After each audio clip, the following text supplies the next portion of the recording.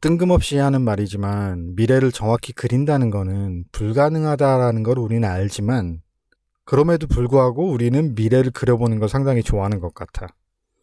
사실 그래야만 희망이 있는 거니까. 사는 게 바쁘다는 핑계로 우리는 감정에 솔직하지 못한 채 살아가고 있어. 혹시 나만 그랬나? 근데 희망은 미래에 있는 거야. 그렇기 때문에 지금 현재 상황이 어떻든지와는 상관없이 미래는 불투명하지만 희망적인 거야. 불행한 미래를 꿈꾸는 사람은 없으니까. 사실 우리한테 무한한 시간이 주어진 게 아니거든. 우리에게는 물 한 병과도 같은 시간이 주어진 거랑 비슷하다고 생각해. 물을 한 번 마시면은 다시는 구할 수 없는 거야. 근데 많은 경우에 있어서 예컨대 누구를 미워하거나 뭔가를 할 때나 심지어 누군가를 사랑할 때도 우리에게 주어진 시간이 영원한 것 마냥 행동을 해. 사실 이건 쉽지 않은 문제이긴 해. 사실 그렇기 때문에 뭐든지 대충 하면 안 되는 거야. 대충 하면 사람들이 모를 것 같지만 다 알아. 끊임없이 변화하는 세상에서 레퍼토리라는 거는 상당히 위험한 거야. 특히나 세상 사람들이 변화를 추구하고 있으면 더 그러하거든. 한때 우디 앨런의 영화를 엄청 좋아했던 시절이 있었는데, 이 우디 앨런 아저씨는 요즘도 영화를 만들고 있는지 잘 모르겠네. 건물 안에서 바라보는 시각하고 건물 바깥에서 바라보는 시각은 다를 수밖에 없어. 건물 안에 있으면은 겨울에는 따뜻하고 여름에는 시원하니까. 지금 와서 생각해보면 이 아저씨를 애초에 좋아하게 된 이유 중 하나가 물론 영화를 상당히 멋들어지게 잘 만들고 우디 앨런만이 가지고 있는 그 특유의 감성적인 느낌이 좋아서도 있겠지만 우디라는 그 이름 때문이 아니었는지도 몰라. 우디라는 그 이름 자체가 상당히 우디하거든. 뭔 말인지 알지? 우디한 거를 싫어하는 사람은 적어도 내 기준에서는 상당히 차갑고 유연하지 못한 사람으로 인식이 되거든. 반면에 우디한 거를 좋아하는 사람은 트렌디하고 자연 친화적이면서 유연한 뭔가 좀 아는 사람으로 인식이 되거든. 하지만 그렇다고 해서 나와 다른 사람을 존중하지 않는다는 말은 아니고 다양성은 분명히 존중되어야 하는 거니까. 그렇기는 하지만 다양성이라는 것도 일정한 범주 안에서 존재해야 된다고 생각해. 다양성을 존중해야 된다는 이유만으로 잘못된 틀 안에서 그걸 추구하고 존중하는 건 바보 같은 일이라고 생각해. 사실 삶이라는 거는 삶 그 본질 자체보다 우리가 어떻게 연출하냐에 따라서 크게 달라질 수 있는 것 같아. 사실 모두가 비슷한 삶을 살고 있는데 누구는 엄청 행복하고 재밌는 삶을 살고 있단 말이지. 이렇게 서로 다른 삶을 살고 있지만 사실 큰 차이는 없다고 생각해. 본질적으로 봤을 때는. 불행하게 살고 있는 사람은 삶을 불행하게 바라보는 거고 행복하게 살고 있는 사람은 행복한 관점으로 세상을 바라보면서 살아가고 있는 거야. 사실 생각해보면 이렇게 다른 삶을 살고 있는 사람들에게 가해지는 삶의 무게는 그렇게 크게 차이가 나지 않는 것 같아. 결국 해석의 차이인 거지. 똑같은 문제를 두고도 누구는 재밌고 행복한 방향으로 해석을 하는 반면에 누구는 진짜 엄청 부정적인 방향으로 해석을 하거든. 결국 생각의 차이인 거야. 그렇기 때문에 생각을 의도적으로 긍정적으로 바꾸고 좀 수정을 하려는 시도들이 필요한 것 같아. 사실 이런 관점에서 바라보면 할 수 없다는 것하고 충분히 할 수 있다는 것의 차이는 진짜 생각의 차이, 그 이상 그 이하도 아닌 것 같아. 진정한 세차의 고수는 비 오는 날 세차를 하는 거야. 물기를 닦았는데 곧바로 물을 끼얹어 버리는 그 고통을 느껴봐야지 진정한 세차의 고수가 될 수 있는 거라고. 세차 용품이 바닥나고 마른 걸레가 없고 천둥 번개가 치는 그 순간에도 세차를 할 수 있어야 돼. 왜 그런 날 세차를 하냐고?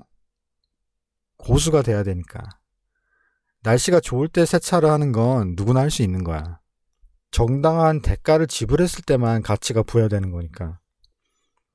그러니까 싸고 좋은 걸 찾으려는 그런 시도를 멈춰야 된다고 생각해.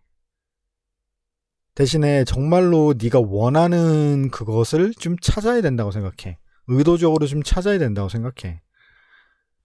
요즘 자주 드는 생각인데, 좀 우리 삶에 예술적인 감각을 더해서 삶을 예술로 좀 승화시키려는 노력이 좀 필요하다고 생각해.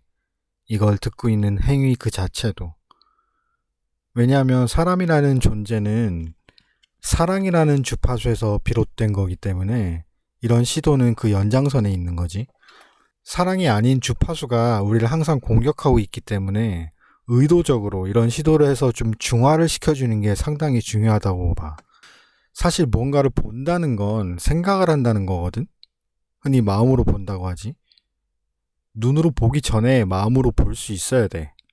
근데 많은 경우에 있어서 우리는 눈으로 봐야지 마음으로 생각을 할 수 있다고 생각하거든? 완전히 반대로 하고 있는 거야. 예술이라는 거는 사실 모든 것에 대한 대비가 되어 있다는 뜻이거든? 그렇기 때문에 어떤 상황을 맞닥뜨려도 준비가 되어 있다는 뜻인 거야. 내가 지금 생각하고 있는 것보다 한 단계, 그리고 두 단계 높은 수준으로 의식을 끌어올려야 한다는 뜻이지. 왜냐하면 지금 우리가 머물고 있는 수준은 진짜 낮은 거거든? 많은 경우에 있어서 사람들은 자기가 보고 싶은 것만 보기 때문에 우리의 노력이 현실에서 빛을 발할 수 있는 경지에 오를 수 있기까지에는 상당한 끈기와 인내심이 요구되는 거야. 내가 지금 머무르고 있는 수준보다 한 단계 높은 수준의 것을 마음으로 상상했다고 하더라도 현실에서 그걸 실현시키는 과정에서 상당히 많은 방해를 받기 때문에 최대한 큰 상상, 최대한 멋진 상상을 해야 된다는 거지. 사실 이건 재창조의 문제이기도 한 거야. 그러니까 이 세상에 존재하는 모든 것들은 어떤 형태로든 이미 존재했던 것들이잖아. 지금 사람들의 관심과 사랑을 받는 것들은 재창조를 잘 해낸 것들이지.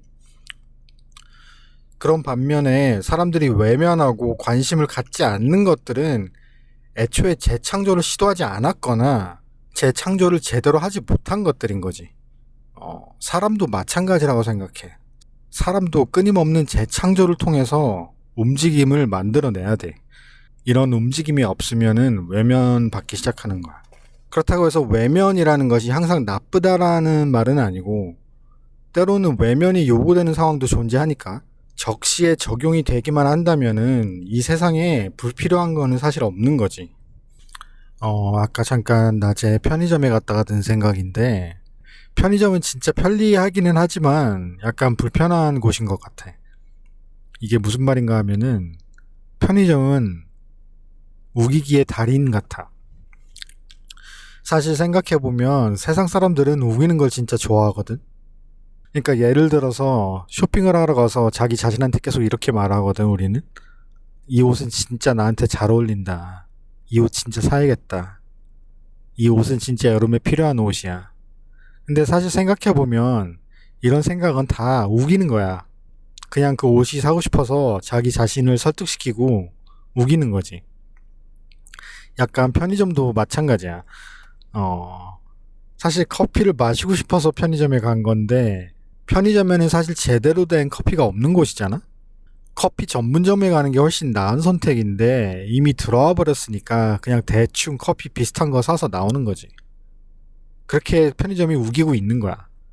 커피 맛 비슷한 커피 사서 나가라, 이렇게 우기고 있는 거지. 자신이 마땅히 있어야 하는 장소에 있는 게 진짜 중요하다는 걸 최근에 깨닫게 됐는데, 아무래도 이런 형태의 사색과 같은 글을 쓸 때는 밖이나 차 안에서 쓰는 것보다는 약간 좀 조용한 카페에서 쓰는 게 더 낫다는 생각이 문득 들어가지고 노트북 하나 들고 카페에 왔어. 이제 곧 5월이라 그런지 날씨도 많이 더워졌네. 어느 채널이었는지 잘 기억이 나지는 않는데, 내가 원하는 걸 얻으려면 일단 지금 내가 있는 곳, 그리고 내 기분을 내가 원하는 상태로 만들어야 한다는 원칙을 한번 따라보려고. 내가 항상 머물고 있던 장소를 벗어나서 새로운 장소에 오니까 약간 멍한 기분이 들기도 하는데, 뭔가 좀 확실히 정신이 좀 더 깨끗해지고 새로운 생각이 유입될 수 있는 환경이 갖추어졌다고 할까? 사실 이 채널을 시작하게 된 이유 중 하나가 지금까지 내가 너무 좀 육체적인 노동에 포커스를 맞추지 않았나 이런 생각이 들었거든. 육체적인 일이 뭐 나쁘다거나 어떻다는 게 아니라 너무 육체적인 일에만 좀 몰두를 하다 보니까 삶의 밸런스가 무너지는 느낌을 받았거든. 내가 예전에는 글 쓰는 걸 상당히 좋아했었는데 글을 안 쓴 지가 진짜 오래됐더라고. 그래서 다시 한번 글을 쓰는 걸 시작하고 이걸 한번 녹음해서 올리면 누군가는 들어주겠지. 적어도 지금보다는 더 많은 사람들하고 소통할 수 있는 계기가 되지 않을까 해서 한번 시작하게 됐어. 뭐 내가 딱히 소통을 좋아하는 사람은 아닌 것 같기도 한데, 그래도 뭔가 내가 갖고 살아가는 생각과 감정에 대해서 사람들하고 나눠보는 건 어떨까 하고 시작하게 된 거고, 사실 내가 지금 뭘 하고 있는지 나도 잘 몰라. 사실 그게 포인트지. 지금 내가 뭘 하고 있는지 모른다는 거. 사실 이게 삶의 매력이라고 생각해. 일종의 나비 효과 같은 거지. 사실 나는 A라는 것을 원하고 그것을 의도로 이 일을 하고 있는데 그 일의 결과는 전혀 다르게 나타나는 거지. 특히나 발전을 해야 하는 상황에서는 원칙이라는 게 발전의 발목을 잡는 요소가 되는 것 같아. 왜냐하면 원칙이라는 거는 어떠한 상황에서도 그걸 고수해야 되는 거잖아. 근데 발전을 하기 위해서는 반드시 변화가 필요한 건데 원칙만을 고집하다가는 발전을 못하는 경우가 많다는 거지. 그렇기 때문에 원칙과 유연함 이 둘 사이에서 균형을 찾는 게 상당히 중요한데 이게 남의 도움 없이 이걸 달성하는 건 진짜 쉽지 않은 문제인 것 같아. 왜냐하면 자신은 자신의 단점을 객관적으로 잘 보지 못하거든. 그래서 반드시 누군가가 제3자의 입장에서 충고를 해줘야 되는 거지. 나는 개인적으로 이걸 육체적인 생산성에서 지적 생산성으로 옮겨가는 과정이라고 생각을 했었는데, 사실 이 둘 모두 동일한 노력이 요구되는 것 같다는 생각이 들기도 하거든. 육체적으로 엄청 힘든 일을 해서 어떤 결과를 만들어내는 것하고, 지적인 생산성으로 동일한 성과를 도출하는 거에는 동일한 시간과 노력이 요구되는 것 같아. 어쩌면 육체적인 노동보다 더 많은 노력이 요구되는 걸 수도 있다고 생각해. 한 10분 동안 내가 혼자 떠들어댔으니까 이제 대충 보자기에 싸서 매듭을 지어야 될 것 같은데, 결론은 비 오는 날에 세차를 해도 되냐? 이 문제에 대한 나의 대답은 비가 오기 때문에, 그리고 언제든 비가 올 것이기 때문에 세차를 해야 된다는 거야. In the building or out of that building which you desire.